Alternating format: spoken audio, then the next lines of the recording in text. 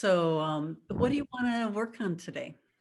So I've always had soul retrievals done by other people. I've never been involved in them. And so what I thought might be interesting, I feel very suspicious that I have deep layers of addiction and deep layers of like a poverty mindset that run through um, just from my past lives and from um, and yeah, just for most recent past lives. And so I'm wondering if a soul retrieval, if we could go in and maybe see what those parts look like and see if we can't remove them, if it's an entity, like how that works. I want to see, I want to be the most free version of myself. And I keep kind of hitting these ceilings. And I think it's time to look at it from a soul perspective instead of just like my psychological mechanisms. Yeah, So that's a good idea. So the what I'm hearing, we have addictions, which is maybe something on you, where you talked about the difference would be the freedom to be yourself, which would be kind of the release or that energy of, I don't know, expansion or something. So with yeah, so it's not a retrieval, current addiction. It's not a current addiction. I should have said that. It's not an addiction that I'm engaged in currently. This was about 5 years ago, but I'm wondering if there's not remnants of some of that maybe mindset or something there. I don't know. That's keeping me in a little bit smaller than I should be. And I feel like it's linked to a poverty mindset as well, maybe. okay, okay. Well, let's Does go. that make sense? Yeah, I'm just trying to think logically, how I would normally do that to get into soul retrieval for that specific thing. But, usually it just unfolds as we start to work. And so let's Yes. see how that goes. So our intention Okay. is soul retrieval with the idea of unlocking some kind of restriction that keeps Yes. in a poverty addiction cycle rather than the freedom that you want. Yes, exactly. Okay, Exactly. That's so well put. well, let's go do it. Okay. Okay. Yeah, settling in, feeling the firmness of the bed beneath you, the softness of the pillow, and the way that it conforms to your body and cradles you. And as you continue to relax deeper and deeper into this session, I invite you to imagine a ball of light at your feet, glistening and shining and radiating. And as that ball of light begins to move up along your body, it gathers up the perceptions and the sensations, leaving behind a completely relaxed body. As it moves up across your legs, your knees, your thighs, up along your torso now, opening your chakras, balancing your energies, moving up across your throat, that ball of light, and right up into the center of your forehead, into the third eye.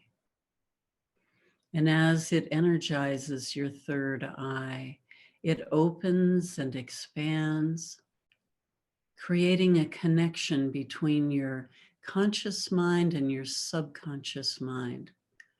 The subconscious being where the memories, wisdom, perceptions are held. Allowing that flow to continue and to expand as we move through our session today. And now I invite you to imagine being in your favorite safe space, that place of relaxation, protection, and connection.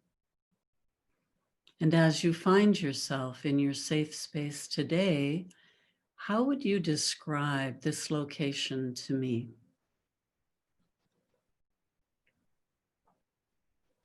I'm sitting upstairs at my grandma's house.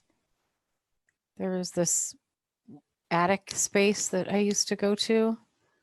to feel safe and to just feel away from everybody. And that's where I found myself. Okay.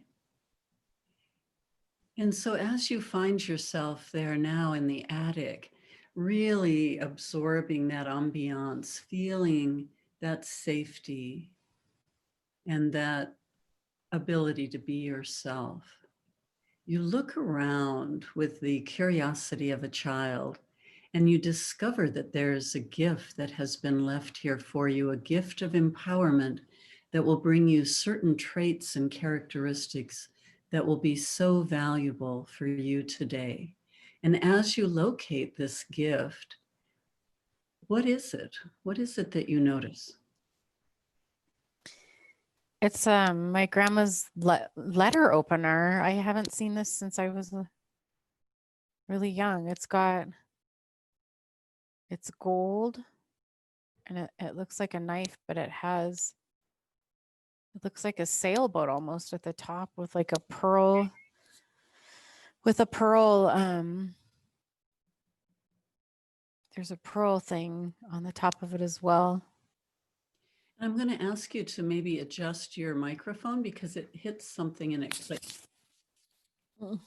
Maybe a zipper or something, or a piece of jewelry. There you go. Okay, thank you.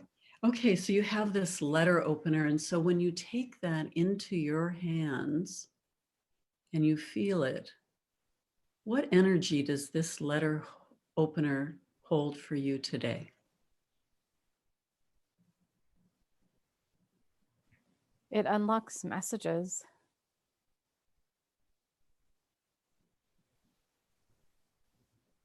And how would you use this if this were like a Harry Potter magical tool?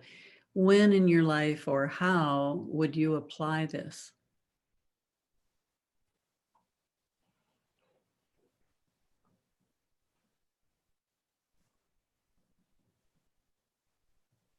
It's like a key. It's a key that unlocks when I feel like I don't know myself, I guess. It unlocks my own aspects of myself.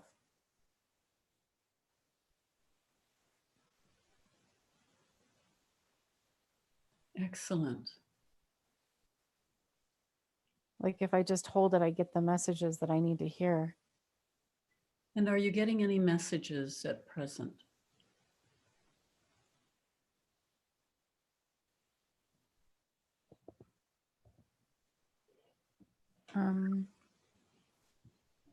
No. Okay. So holding on to this letter opener, and you go into a nice deep meditation, just allowing yourself to go into the deepest meditation that you would enjoy experiencing today.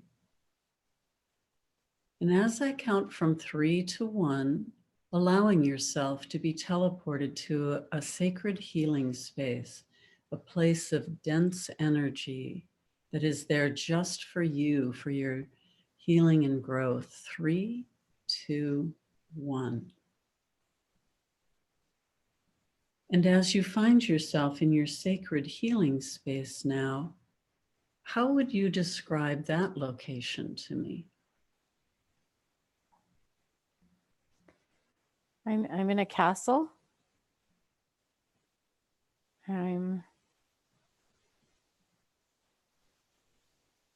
It's like I'm in an outdoor parlor and I always feel is the sun just shining down on me.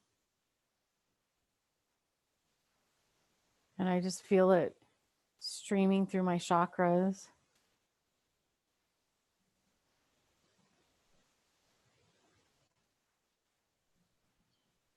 And so, as you feel it streaming through your chakras, does it have an effect on you? Does it actually do something?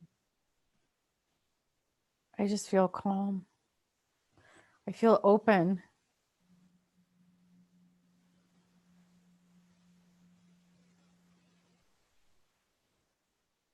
Okay.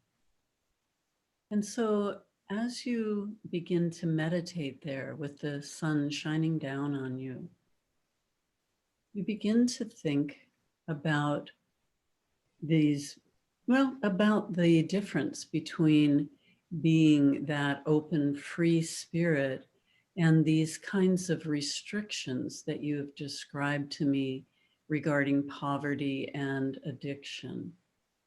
And just thinking about that in general from this perspective, what ideas or thoughts come to mind when you look at that issue? That I'm a beggar. Okay. And what else are you noticing there?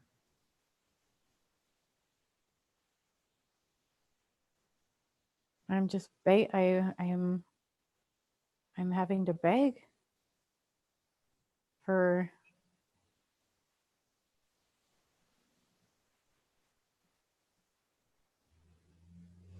I am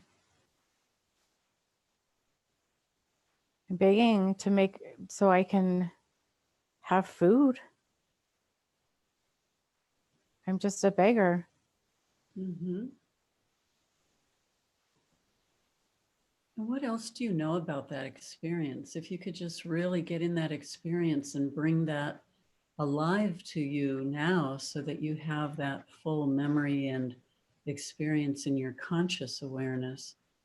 What else do you know about that condition or that activity? I'm scared. And I just don't know when the next thing's going to come.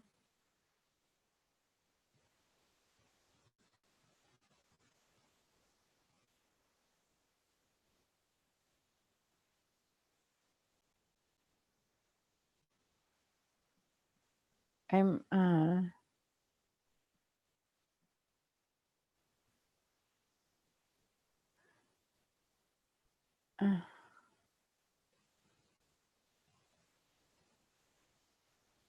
I look like a man.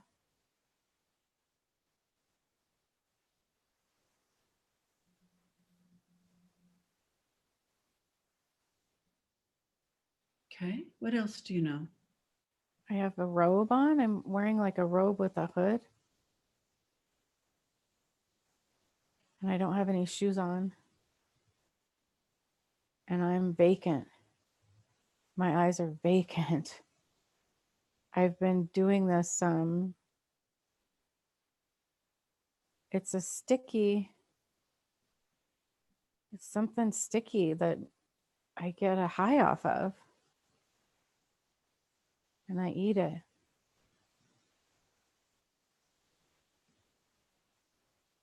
So it's a substance that you're eating? Yeah. Okay. It's like a little sticky paste thing, but I get really high from it and I can't stop. I can't stop taking it, but my soul, I don't have, my eyes are vacant.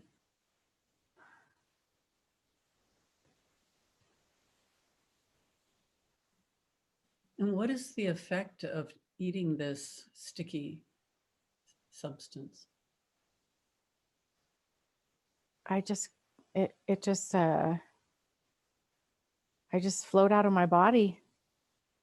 When I take it, I have a floating feeling. And how do you acquire this? How do you get this sticky substance if you're a beggar?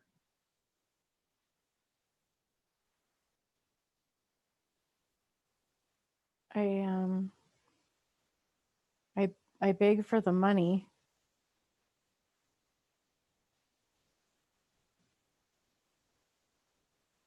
But it looks like people also give it to me. Just as gifts, as alms? Well, it looks like, I mean, rather than in exchange for your money? yeah, and some Bring people it give back. it to me so I can't stay calm Ah, okay. because it looks like I go pretty crazy without it. Okay. Everyone knows me in the town.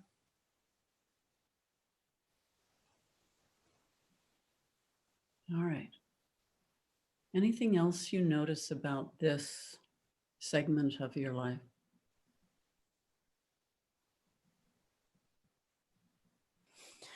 I just feel like an animal. I look like an animal. I feel like a crazy animal.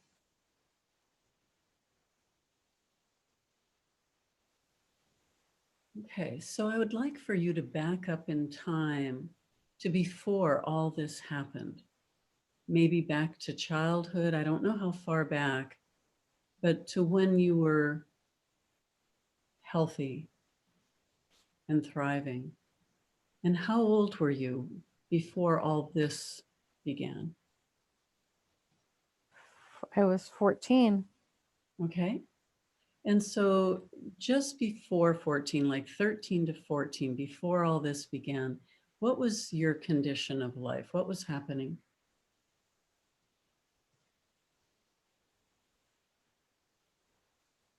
I was on a farm, I think, with my dad.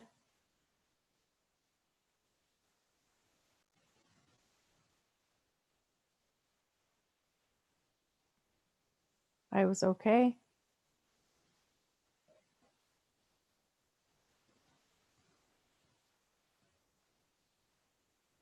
Okay. And so as you step forward in time, up to the point where you become a beggar, what has happened? What transpires there that makes that change?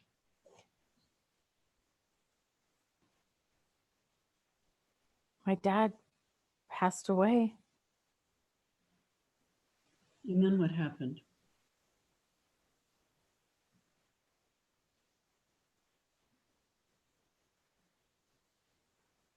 There's these people that came and took the house back. I didn't have anywhere to go.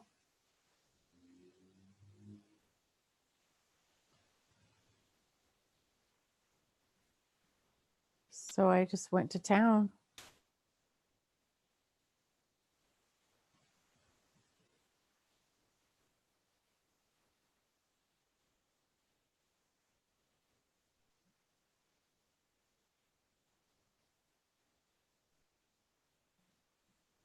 And then what happened?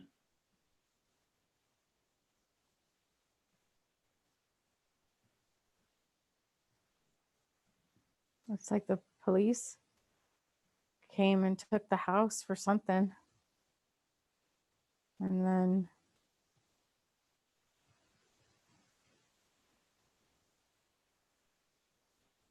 I just went to town.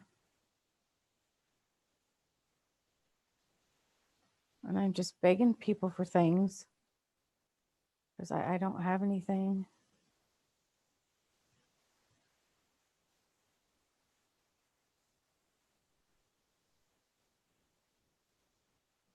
Okay.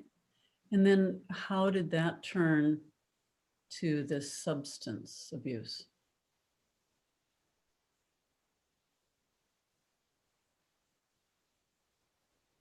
I met a kid who's younger than I am, actually. He's younger than I am, but he's been on the streets longer.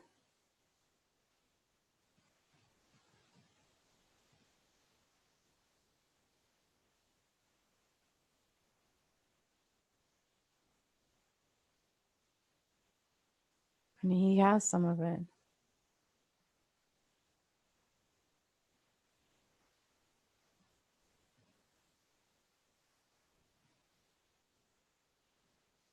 It looks like tar. I don't even know what it is. But we're in like this wooden thing on this. We're hiding and he's just showing it to me. And then we just eat it.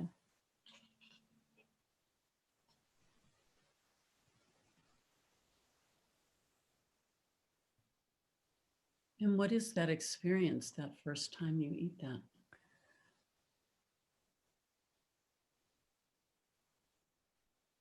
I just, I'm floating.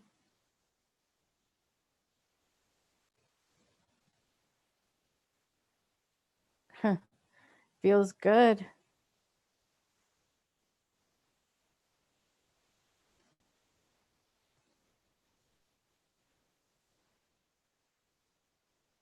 I just floated away.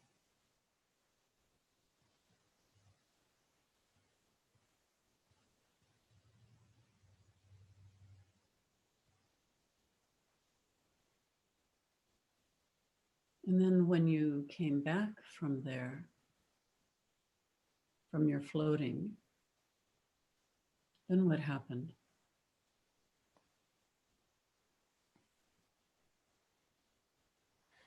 It's like the part of me that came back is cracked. It's like when I floated up, I was whole, and then when I came back into my body, I was shattered. Like I don't feel the same in my body. It's something cracked. Mm-hmm. Okay. So let's back up in time to when you were on the farm with your dad. And now that you know that part of you is going to crack and what that feels like, I want you to identify that part of you inside that isn't cracked, that part that could be shattered. And if you were to, back on the farm, locate that energetic part of you, that part of your soul that is vulnerable to that shattering, where is it? What is it? How does it look? If it had a shape and a color. It's the part of me that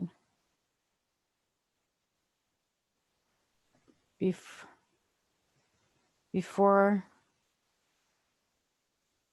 well, it seems that it's light.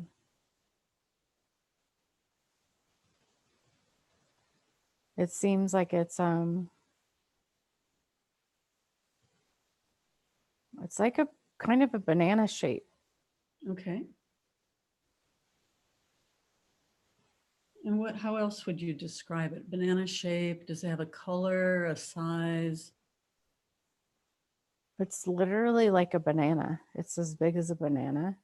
Okay. And it's between my heart and my stomach. Okay. And so when it's there and I assume it's healthy, right? When you're on the Yeah, farm. it's light. It's like a gold. Like it's like a light. Uh-huh. Okay. And so now I want you to focus on that banana as you move forward. You are on the street, and this young boy comes along and gives you this substance. And as you float away, I want you to just see what happens to that banana in this transition here, in this part of the story. And as you follow that, how does it break? How does it crack? What happens?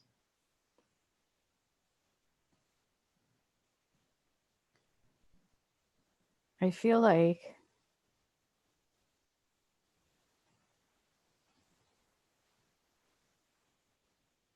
I just float up out of my body and it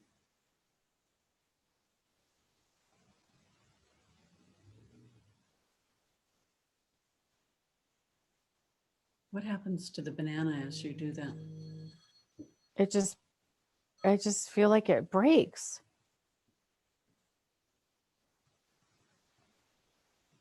Just watch it happening like in slow motion. So you're floating up and this banana breaks. Like, how do you Like, does it shatter? Does it crack? Does it It explode? looks like like a window, like when a window is like shot through and it shatters like fast, like Uh-huh. cracking. It just shatters.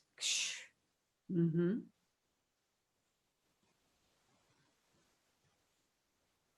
But that's the center point is the banana, and it Mm-hmm. shatters out. Okay. And then you float back into your body, and there you are back in the, in your body. Yeah. And what are you noticing then? And you said you were different. What else are you noticing?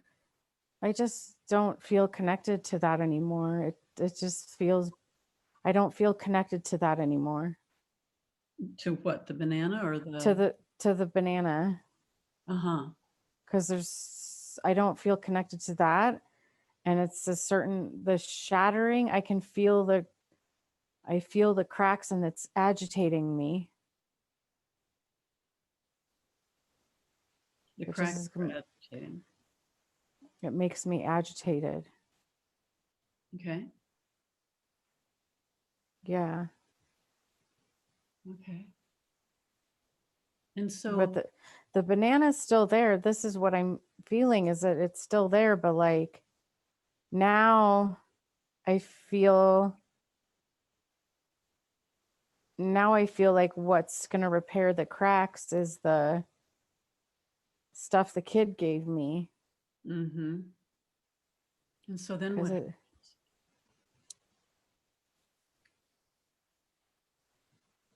then I just keep taking that stuff.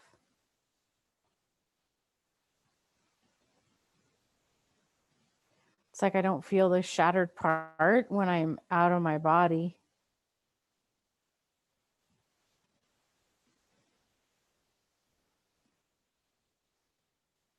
Okay. So would you say that it's an effort to, get away from the agitation of the cracks? That's what it is. Yeah. Okay. Okay. So I want you to come back again to the farm. And that banana is whole and healthy and radiating light and yellow. And this time, is it possible to hold on to that? I want you to just hold on to that banana as you move through these next experiences, even if it means you make different choices, or even if you make the same choice, but to preserve that banana the best you can. And what happens as you move through that scene again?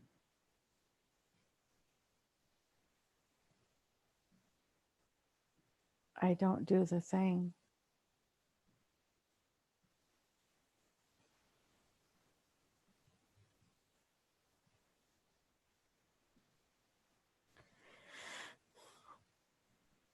Okay. I don't actually even, I just keep going past the boy.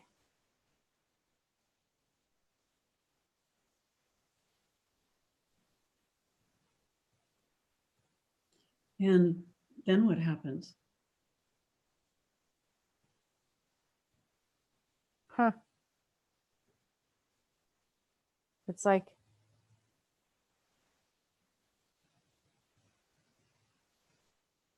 I'm now standing over the part of me that did that. And then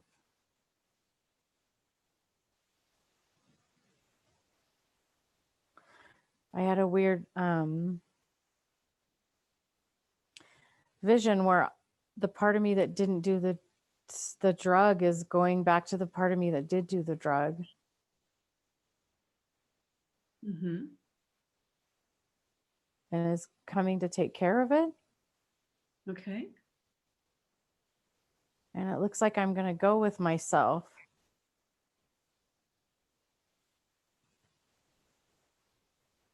And we're just walking up the path.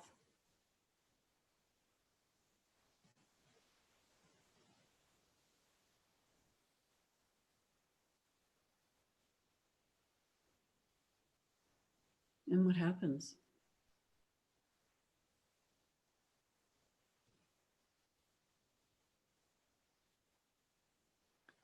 It's like I'm taking the part of myself that was addicted into my own body. Okay. And we're just like, we're starting to walk, and then this real vacant look that I have is looking into my own eyes, and then realizing that I am moving forward with it, and that I'm going to be that part of myself. And that part of me just kind of merges with me.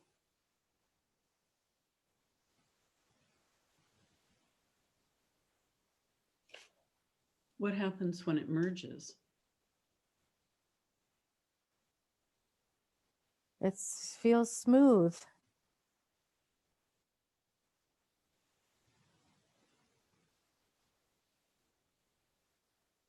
It feels smooth.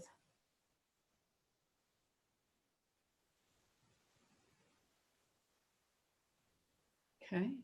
I mean, does the addicted part become healthier, or does the healthy one get pulled down? So I just want to make sure it's going in the right direction. No, the part of me that was real shattered came into the part of the banana, and then it's it smoothed out all the shattering.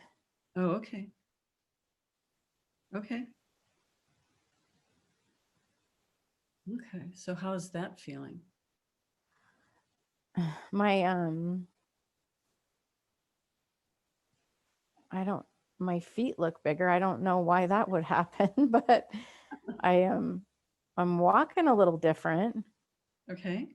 Why did my feet get bigger? That's so weird. I don't have shoes on still, but my feet are bigger. And I'm just why my hands are bigger now. This is weird. Well, you were kind of young. Have you just grown older? Oh, Just as an example, you were 14 or 15, 13, 14, 15 when this started, and it would have stunted your growth, maybe even killed you. But now merging, I'm wondering, oh, you're right. Oh yeah. is that true? Okay. Yeah, I'm walking a little different. Okay, I feel like yeah, I'm about 20. Okay. And what's happening in your life at 20?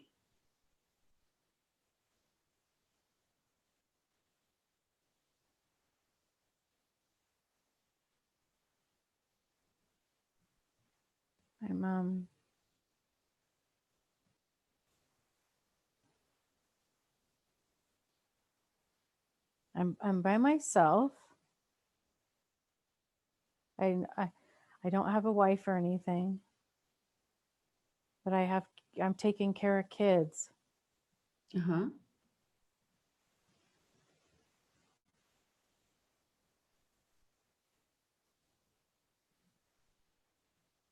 And what do you notice about that experience?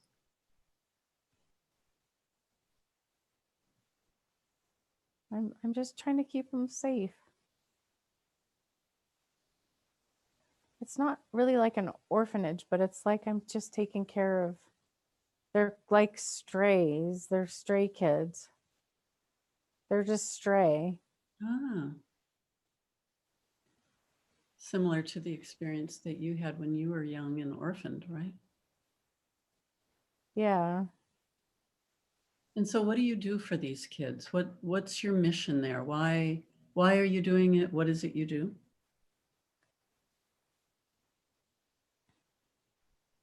We just are together and reading stories, and I just am trying to give them a place, really, it looks like. Yeah, I'm not married or anything even. I've just got these like stray kids.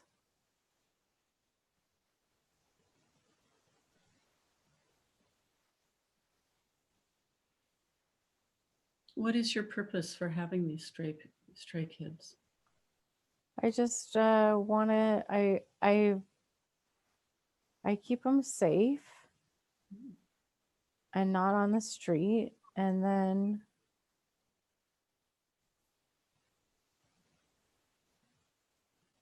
I just maybe teach them about love.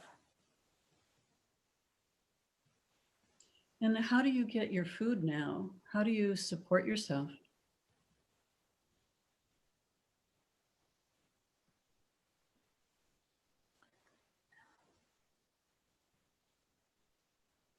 There's people that come help.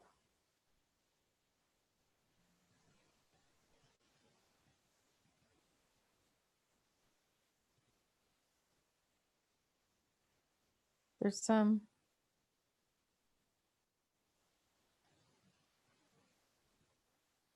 I can't see what I do. What am I doing?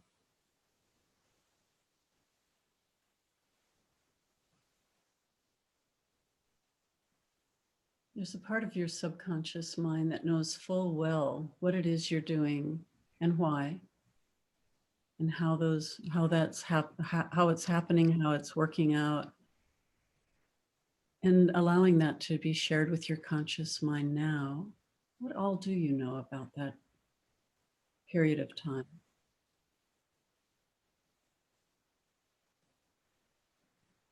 We all work on. It's a we're trading things, and the kids. It's like a farm. It's a farm. Okay.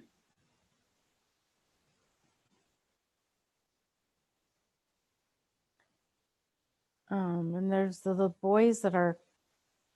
There's little boys. There's 3 boys that work here too.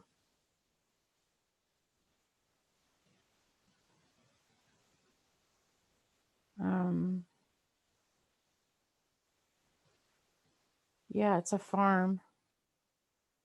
Okay. Well, you'll be able to continue to receive information about this in the days and weeks to come, anytime in the future, really, as you meditate on this. But I'd like to just go back to that image of the banana now. Um, so at this point in your life, when you're training the other little boys and you focus on that banana inside of you, what do you see there now?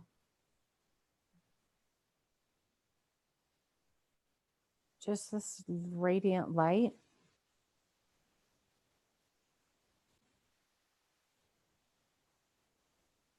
Okay.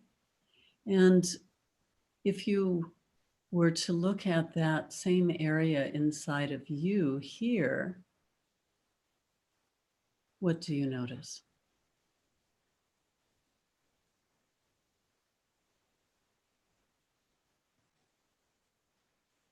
There's still a little bit of um it's not totally clear yet like it was in that life. Okay.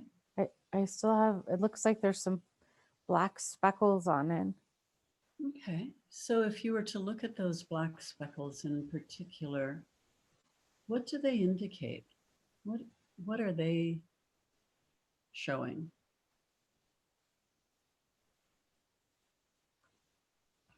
A little bit of nervousness, I think. Nervous about what?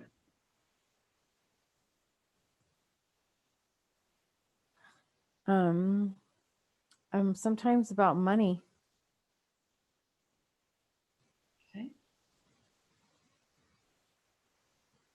So if you were to just focus on the nervousness about money and allow that to take you back to a time when that was initiated in this life or another life, and you were simply to follow that back to the origins of those speckles, what would you notice? Where would you be?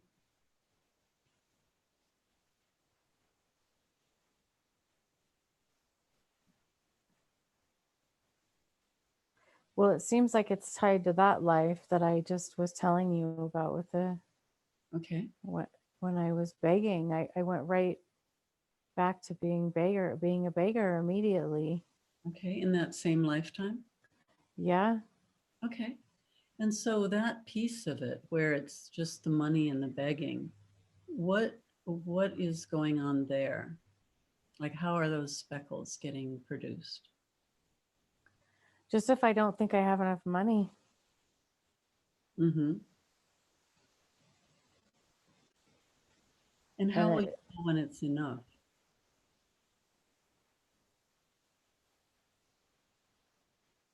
What's the indication of having enough?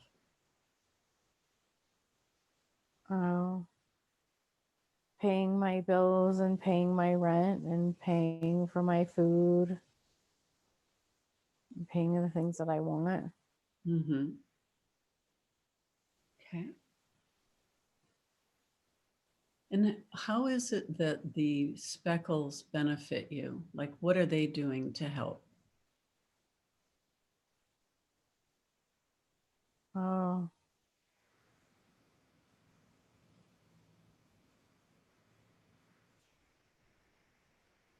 they allow me to maybe not stand up in my full power Okay. and ask for what I'm worth. Okay. And is there, so by not asking what you're worth and being in your full power, what is it that they hope to accomplish? What is the purpose of not standing up and being in your power? Because they'll take the reduced price over, they'll take a reduced price as a beggar instead of asking for the full price of my worth. Mm-hmm.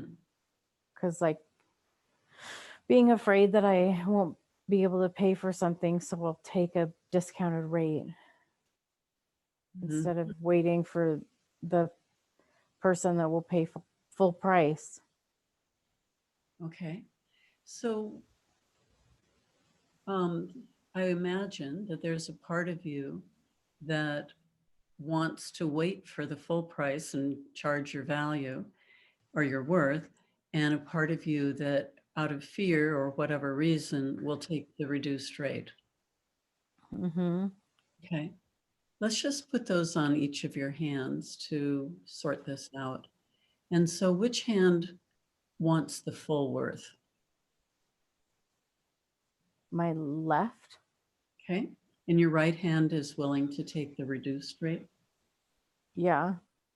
Okay. So, putting those parts on their respective hands, let's go into the left hand that wants to um, stand up and charge your full worth. And if you were to, be in your left hand and allow it to speak fully, what does the left hand want to say in support of this idea? That the people will come, that you're so good at what you do that they'll pay your full prices for it, that you're going to be really abundant if you would just stick with this.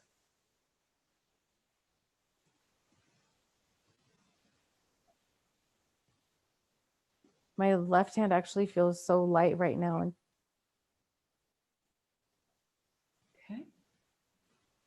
So let's go over to the right side that is willing to take less. And right side, what's going on your side of the you discussion? better take the cheaper, you better take the amount that they're giving you, because you don't think, you don't know if anyone was going to buy from you in the rest of the month.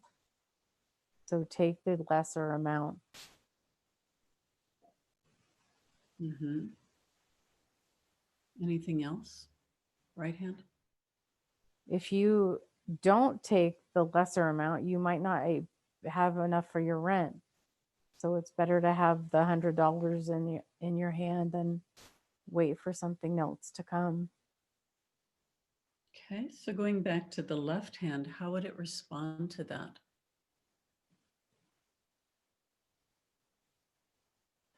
You know that the person's coming. You know people that will pay your full price are going to come. You already know that. You're just not asking. People will pay you for your services, but you're not even giving them a chance to.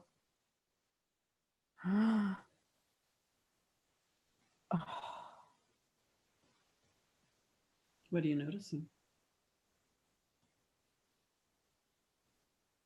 Oh, that hit like a ton of bricks.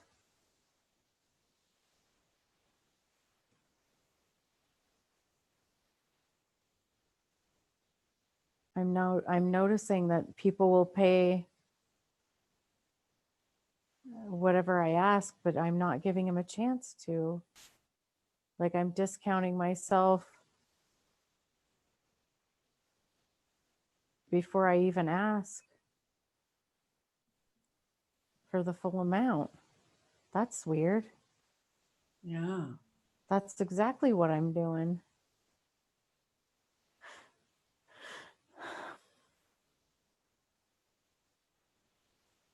Okay. So what does the right hand want to say about that?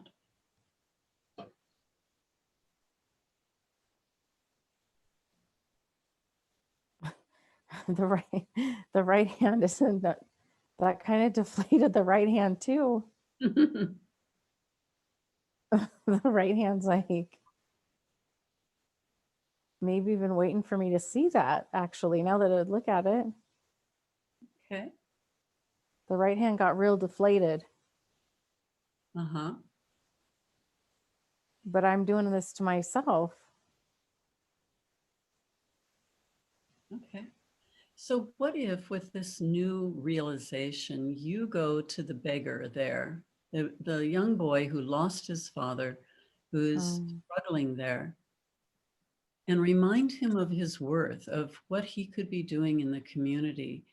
And, what wisdom could you share with him that would put him on a really positive trajectory there? I had let him know for sure that just because he was a beggar, he doesn't have to stay with them, that he can move and serve the wealthy people and become wealthy almost. Like he's still staying with the beggars. So he can help out people, but he doesn't necessarily have to compromise his own wealth to help people and to help people. And that he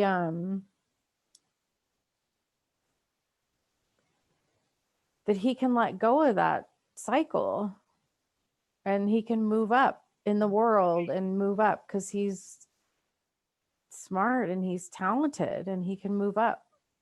He doesn't have to stay with that. He doesn't have to always bring himself on the backslide down for people. He can be reaching up.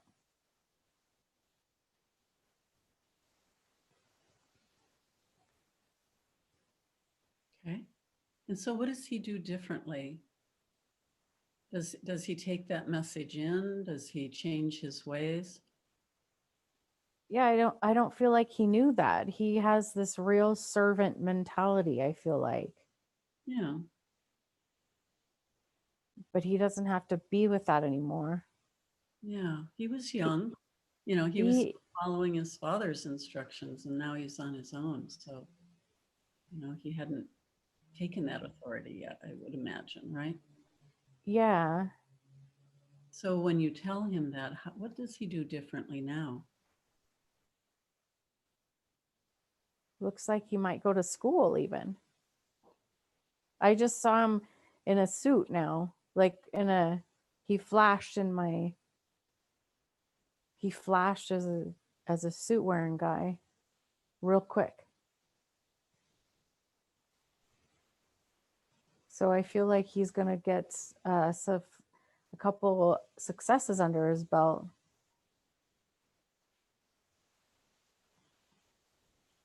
Okay, so what happens in the rest of that life now?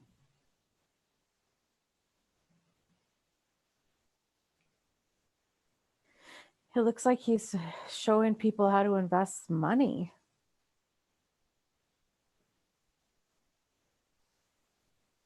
But in the early, there's not a lot of it's not like it is now with businesses, but he's showing people, teaching them about money. Okay. So just coming back to the present moment, I think he's doing well. So coming back to this present moment, looking at the banana inside of you, what are you seeing now?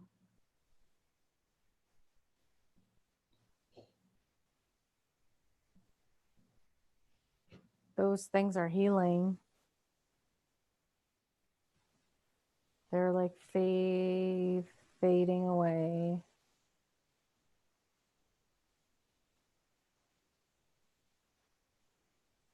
Yeah. Is there anything else you can do to make that banana just shine and be glorious again, radiant? Yeah, it's funny. There are like little punctures in it, little pinholes in it that are just healing up. Okay.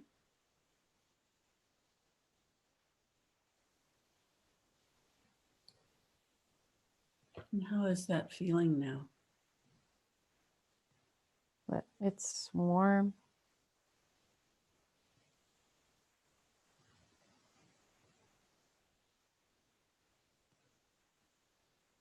Okay. And is there anything else that we should do around this today? Or is that a good place to end and let you work with that? I think that's a good place. Yeah. Okay. So remembering all that you've experienced in this session and allowing the subconscious mind to continue to bring you insight, wisdom, and understanding in the days and weeks to come. As I count from 1 to 5, returning here to the present moment, refreshed, alert, and aware. 1, 2, 3, coming up. 4, aware of this time and space. And 5, fully alert and aware, and return here to the present moment. Oh, Very nice. oh. That was, wow. I'm like still in a dream. That is, I saw that, that soul, like I was so vacant in in that vision, like my eyes were like it shattered. Sorry, I can't talk yet. It was like a piece of glass that just went, psh, Yeah. and I couldn't, like, I'd get back in my body and it's like the shardy feeling was just like agitating me. So I just kept doing this paste. It was like a paste that you put under your tongue.